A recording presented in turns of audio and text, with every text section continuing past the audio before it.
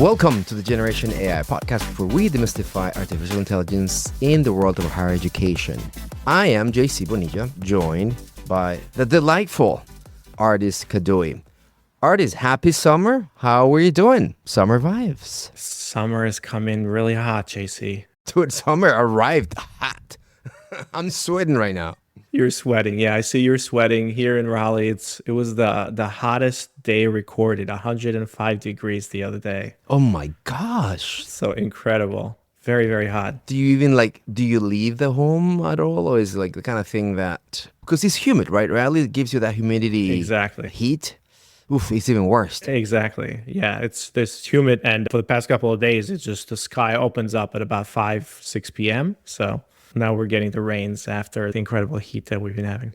Summer rays are interesting. It's a comfort for me. Artists, because we're in summer blues and a lot of traveling is taking place, we want to use the opportunity for all you administrators or students, higher education professionals, and friends to be reminded that the travel industry, it's a wonderful opportunity for AI to do its thing. And I want to start with a story that is on brand. Engage 2024. Ardis in the high, 200 partners, universities basically celebrating the best deployment of AI, educational technology, and a student experience. But then we get to go home. I go to my favorite airport. Ardis, ask me which one is my favorite airport. Is it RDU, the Raleigh-Durham Airport? RDU. Why is it my favorite airport? Because you can get through security in like 2 minutes, literally. It's like 7 to 8 minutes from the car. It drops you off and you're at the gate. Everybody, it's single digits. Is that, of course, if you have TSA and all the conditions are there.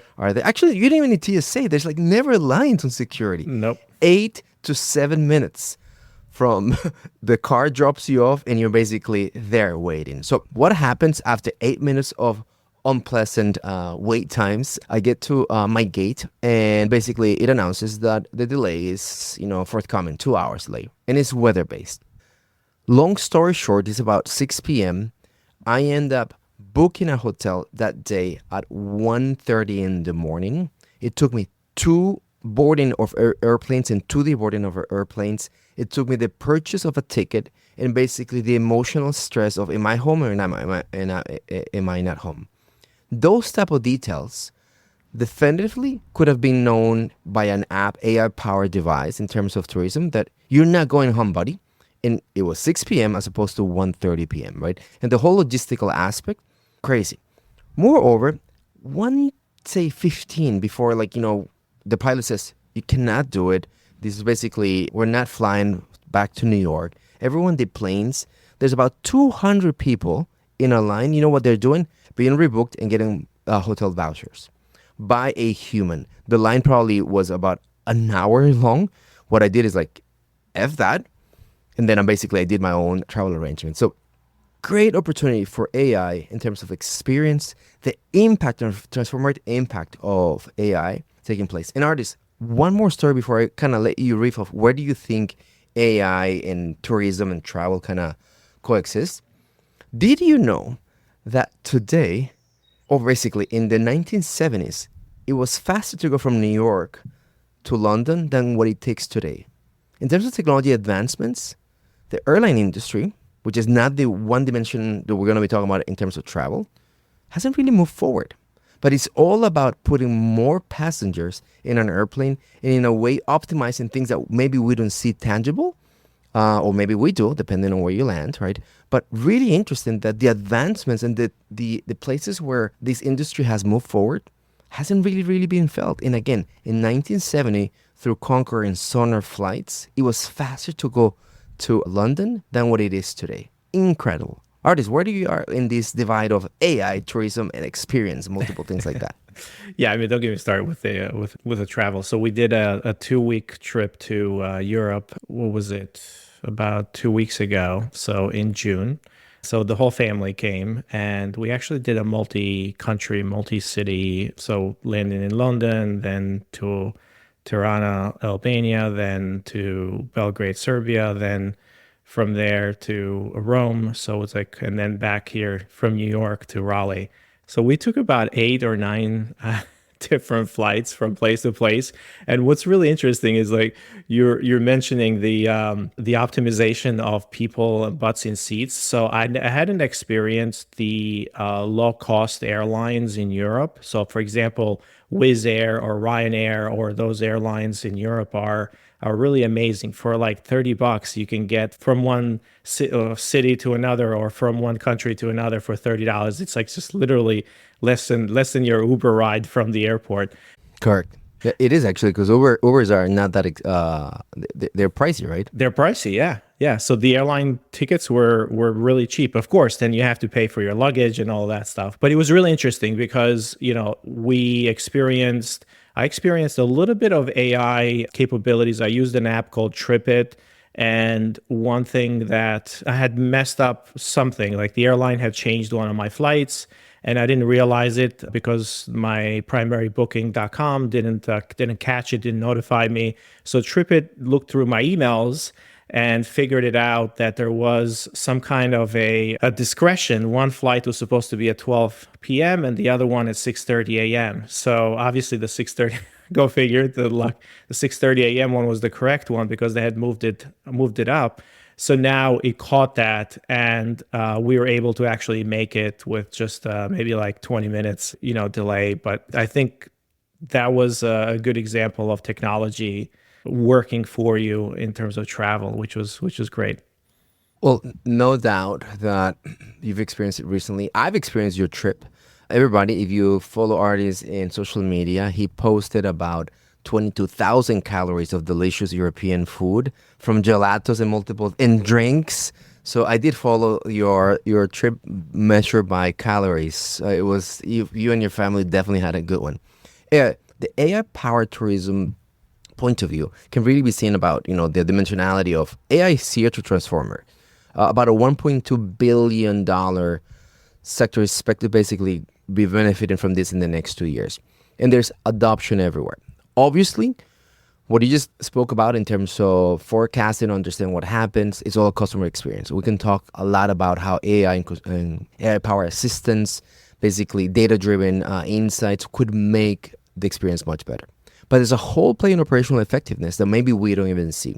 It is said that Delta, it's domestically speaking, the airline that spends the most time thinking about experience, whereas United in terms of operational efficiency, right?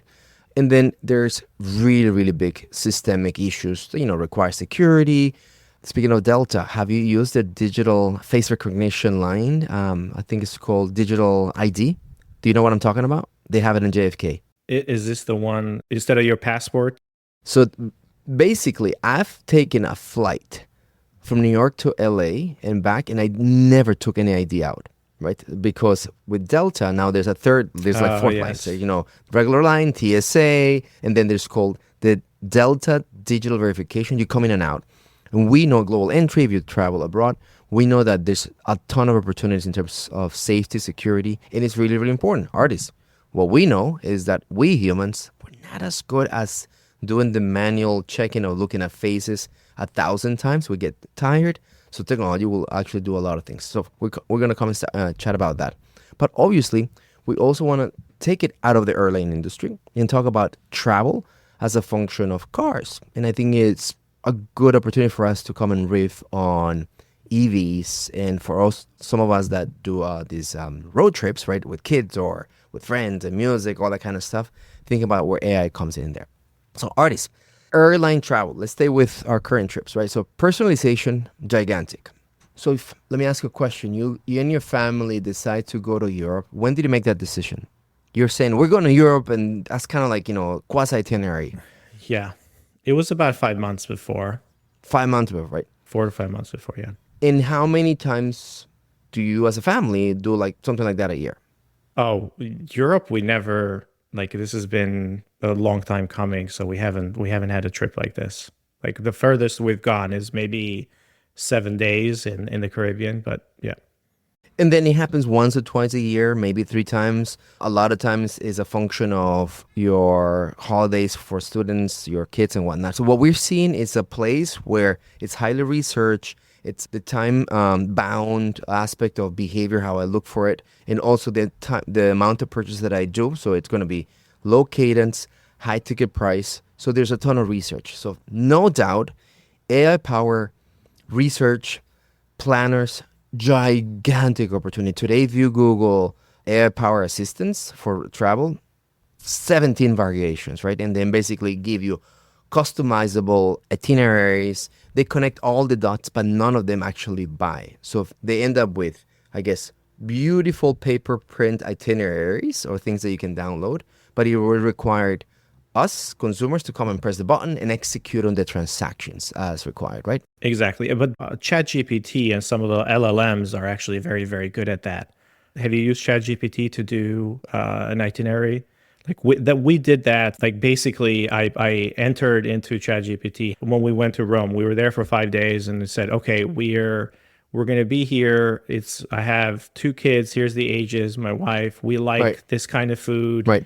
We're foodies. We like to do this kinds of things. We want a day trip to Florence. So can you put me an itinerary with all the meals and the places we need to go and how we think about it?" So it did an amazing job at putting together an itinerary for 5 days that we actually hit maybe 90% of it. Wow. Have you used it before for that? My travel user technology is actually slightly different for two reasons. Not that your approach is inadequate to me, is that I like to see it, specifically get that preview. So if I do a lot of the same things, but the search behavior is not prompt based, is in social media, TikTok and Instagrams. So for example, I'm looking at 3 days with kids, and we were recently in Sardinia, right? So where to go for pizza with kids? Where's the best gelato, right? And then you start seeing the recommendations, and are not going to be as programmatic as what you get on ChatGPT, but you get the recommendations with the visual, and they're basically consumer driven. From LLMs on Instagram, I think Llama is probably doing the powering, but it doesn't have the connections and the flow that you get from ChatGPT. Got it. Yeah, we use ChatGPT, and I use Claude for a couple of things, but ChatGPT was really good. Oh, sorry, I also use Gemini because Gemini has a real-time connection because it can do the mapping for you. Like if you ask Gemini, for example, "Hey, I'm here. Can you also map it out for me?" It will actually put the data on the map through Google Maps. You can see all the different locations, and you can see kind of how much you have to walk from one to the other. So it does that. Dude, Kadiu Travel Airlines or Travel Concierge, amazing! I'm actually impressed with how you deployed AI. Yeah, I did not know that you get maps and things like that. yeah. If you use Gemini because it's connected with Maps. Gotcha. So when it comes to, I would say the behavior and how AI comes and solves the air travel type of tourism, what we know is that it's planned, and LLMs are doing great things for that aspect. Security, I do not know a person who loves going through the airport. I really haven't met that human. If you are, please email me right now. I need to speak with you. But it's cumbersome, right? There's an aspect that the government needs to manage these things. If you come abroad, maybe you benefit from global entry. But the state of the art of AI is on facial recognition. We, I think, have made tremendous progress in understanding how a face is a quick unlock, the iPhones, right? But more and more and more are deployments of check-ins are going to be using your face. They're all opt-in, and you can opt out, but that's basically the state of the art, how AI algorithms are helping us with, the check-in. But from that point onward, to the moment you leave the airport, I find that AI is not doing much. It's not, how much weather prediction can be deployed to your phone and looks at your, itinerary and tells you you're going to make it on time or not? Mm-hmm. You know the anxiety of how many flights you took? 8, 9? How many you're going to miss, and the baggage are going to make it because you have air tags? Like those type of things are non-trivial in terms of the data being captured and give you what you want to know. Am I going to make it on time? My bags are going to make it on time? The predictability of knowing and the reduction of uncertainty on what happens and doesn't happen. What do you think of that? Yeah, I mean, so the biggest problem that we had was, yes, the weather, but we weren't thinking of the weather as much because it was summer. So, we're thinking about summer travel. There was not a lot of crazy weather, right? There was not a lot of storms or anything like that. But what was interesting is that the security lines, because we were going from country to country, we had to go through the verification basically, and that was in some countries it was the longest. For example, Italy, we almost missed the flight because we had to go through the passport, what's called passport control, and they have the automatic ones. But if you're traveling with kids, they put you on a line, and now it's even longer. So if you have kids under 16, which makes absolutely no sense. Like with kids, you should be able, as a family, you should be able to go faster. They usually faster those lines. You basically ended up with too many families. But this gets me to a point that I want to bring up in terms of way AI would come and make a difference. Absolutely. I didn't know. Like, I didn't know how much, like, there's so much uncertainty. Like, I didn't know if I was going to make it or not. It's like, can't you please have some AI, like, just do an image and say, okay, there's this many people here. This thing is moving this fast. You're going to be at the front of the line in 20 minutes, or you're going to be at the front of the line in 10 minutes, or like, it's going to be an hour and screw it, you're going to miss your flight. So you better tell somebody about it. Passenger flows. Everyone knows this is known. I know if I'm going to arrive on time or not, right? The airplane, you would know exactly when the door probably is going to be open, right? Do I have the people? Where I have 11,000 passengers, I have 100 passengers, they're going here. All those are known. So basically, the flow of line queuing, a little bit of Disneyland, if you will, in terms of queue management, very, very easy for AI to start doing those things. So, of course, I hadn't traveled internationally, and I forget the entry in JFK. So one of the things I needed to know was, well, what's the process? Like when you land there, like, do I take my bags off? What do I do? Things like that. And like I entered in ChatGPT, I'm like, hey, I'm flying from here to JFK. I don't know what the process is. What do I need to do? And it actually walked me through. It says you have to take your baggage off. You have to go through customs. You have to do all these things. Make sure you leave enough time for X and Y. And I couldn't have gotten that information somewhere else, but it was so fast. And that's the first place I realized I could go to get that information. You should leave your prompts in the episode notes because I think they're interesting. I did not think that way, and for those of you who are listening and will be traveling, I think you'll benefit a bit from these prompts.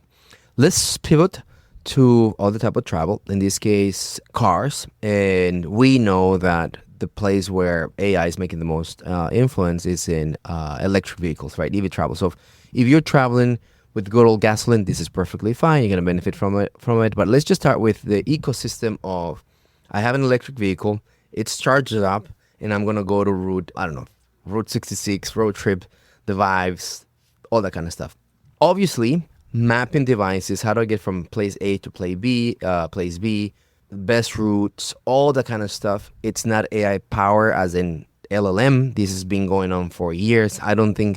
Have you seen any new deployments of generative AI with mapping? I just think intelligent route mapping is a problem of the 90s and we solved it. And there's so many things that we haven't solved there. What do you know of that? Yeah, I mean, Google Maps is obviously the go-to. They acquired Waze a while back. Apple Maps has done a good job. But traffic data and real-time road conditions, I think that's probably another area where, like, I use Google Maps and Waze mostly. Waze because there's a social aspect to it, like where people leave kind of comments and it's like, hey, there's police here, so slow down, or there is checkpoints, or there is hazards. So I use Waze quite a bit, but it's gotten better and better at rerouting you around things. Now with the EVs, I don't have an EV, I don't have a Tesla, but some of the folks who, like friends who have them, they don't usually take them for really long road trips. That's what I was gonna go. And one time they did, but essentially they're at the mercy of wherever they're stopping, wherever there is a charging station. And it's not always the best opportunity to stop for them. So I don't think the charging station network is quite there yet to do the cross-country road trips. So you have to plan it out really well, I think. I don't own an EV either, but I've selected for the past 3-4 months that my Ubers, Lyft, they're only EVs. So it's fun to be picked up by non-Tesla EVs and understand the inventory out there. Beautiful, awesome cars. But yeah, the dependency of about 200, 300 miles. Ardis, 1 in 5 charging stations are not working. Knowing as I travel with some of our friends, so basically I think we went somewhere upstate, and then the fellow has to go and charge the car. So an hour later, he comes back. There's this aspect of planning that is really important. Because of that, some of the new applications on EV travel, if you are using AI, is just basically looks at the destination and it gives you the dynamic charging recommendations, and it starts basically tweaking for experience. All right, you're gonna go 200 miles, so maybe you can stop here and then maybe think about lunch, so you can then leave the car in the restaurant. So 45 minutes later, you're all juiced up and whatnot. Knowing that it's an aspect of where are you going, entering the parameters, and then basically starting to be told how to break up the trip. So this idea of break up the trip. Moreover, I think it's interesting if you're Tesla.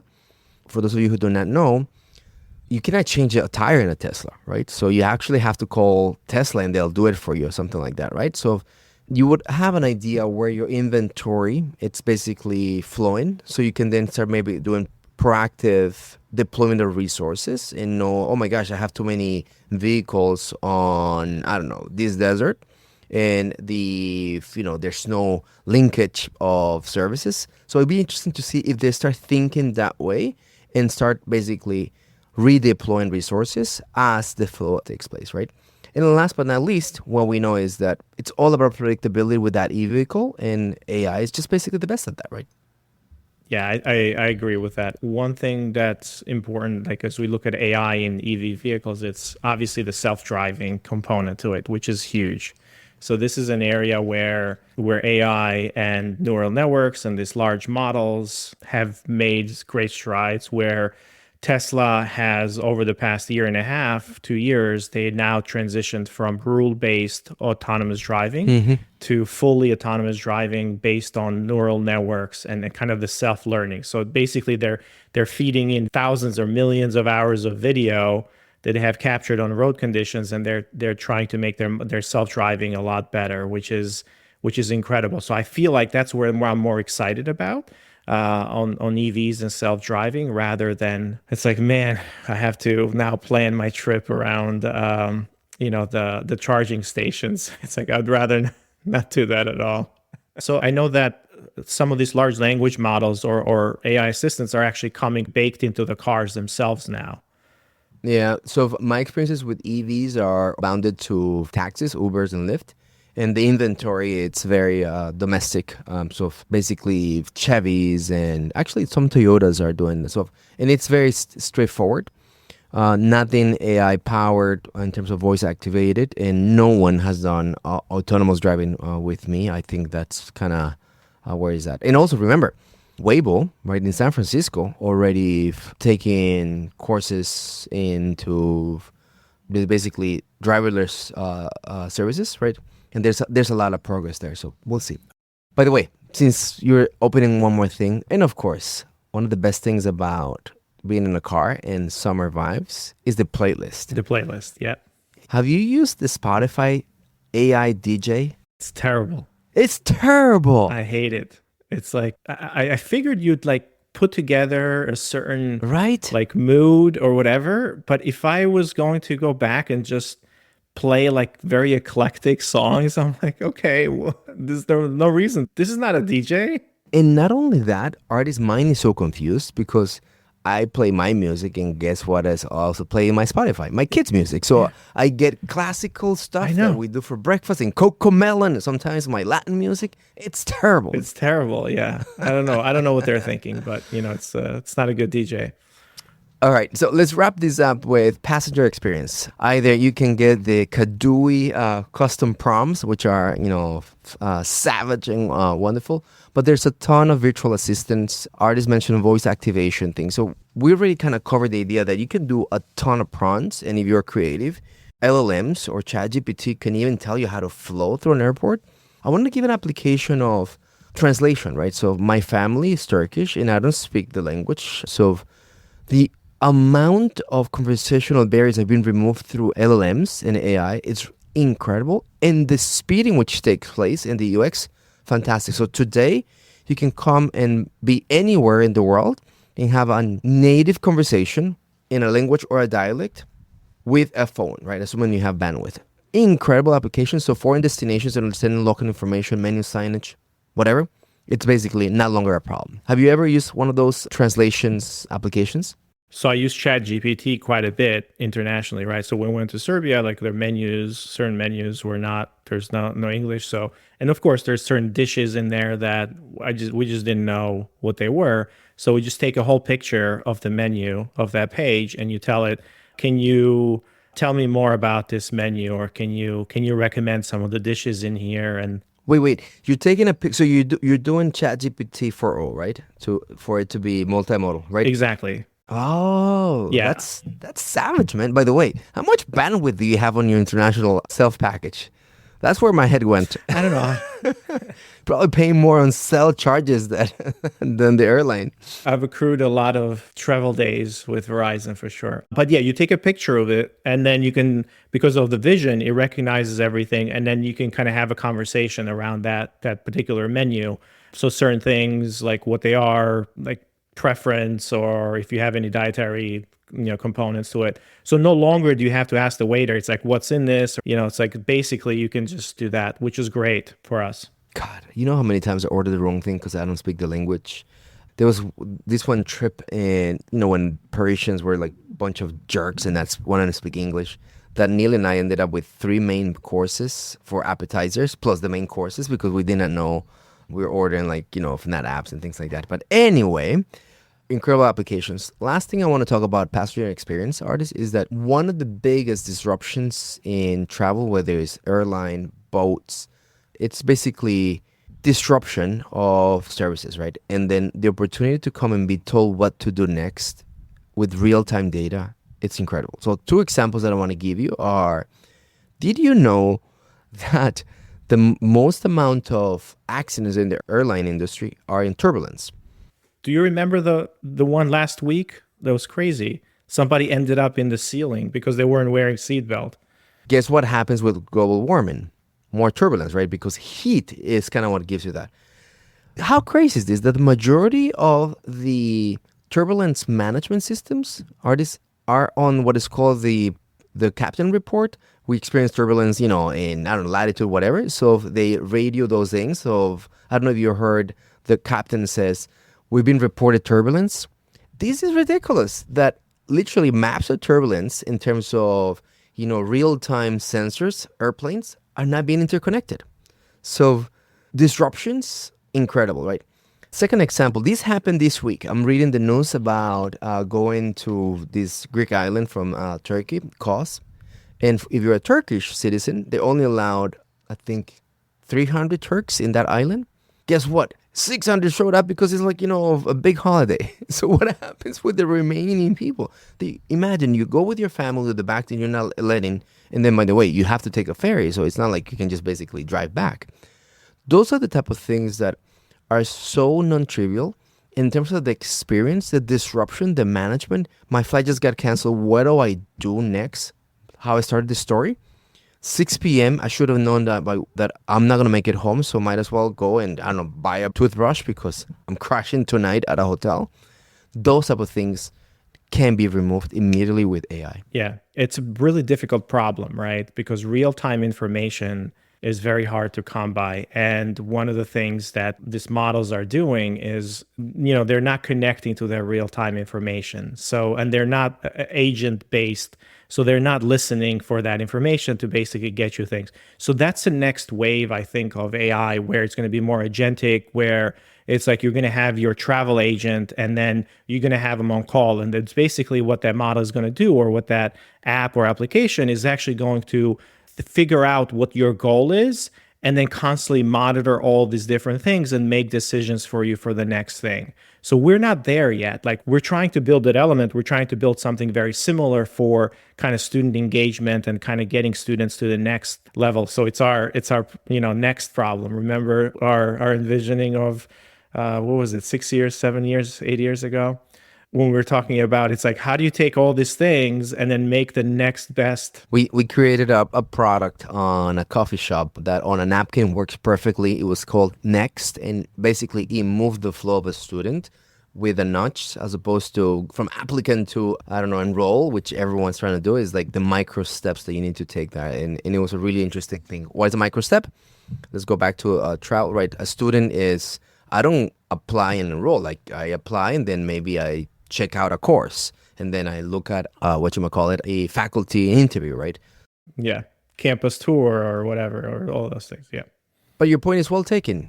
My flight has been canceled, right? So give me a new flight. That's a big step. Yeah, So, your goal is to get home. Yeah, It's like your yeah, goal yeah. is to get home. Like the AI every 5 minutes should be able to get you the next best thing to do. next step, right? Or move. Well, with that, we're going to move to say goodbye, everybody. Summer is upon us. The heat of the summer, no pun intended, is upon us. And we hope that this episode just basically gives you a little bit of inspiration of how our day-to-day is highly influenced by AI, specifically when it comes to tourism. Students, you're home now. Administrators, you're probably going to be traveling or you've already traveled. And either you missed the opportunity to bring in AI to that experience, or you have the opportunity to plan and benefit a ton from the progress that we've been seeing on AI-powered tourism. Ardis, you want to kick us off? Well, thanks everybody. Until next time. You forgot to say subscribe, Ardis. Subscribe. Yeah, of course. Subscribe and everything. Follow us, subscribe, everybody. 6 stars. Generation AI is part of the Enrollify podcast network. If you like this podcast, chances are you're going to like other Enrollify shows too. Our podcast network is growing weekly, and we've got a wide range of marketing, enrollment, and higher ed technology shows that are jam-packed with stories, ideas, and frameworks, all designed to empower you to be a better higher ed professional. Our shows help higher ed leaders and professionals like you find their next big idea. They feature a selection of the industry's best as your hosts, like Jamie Hunt, Seth Odell, Jenny Lee Fowler, Brian Gross, and many of your favorite leaders in higher ed. Enrollify is made possible by Element 451, the next generation AI student engagement platform that's helping institutions all over the country create meaningful, personalized, and engaging connections with their prospects and students. Learn more at element451.com.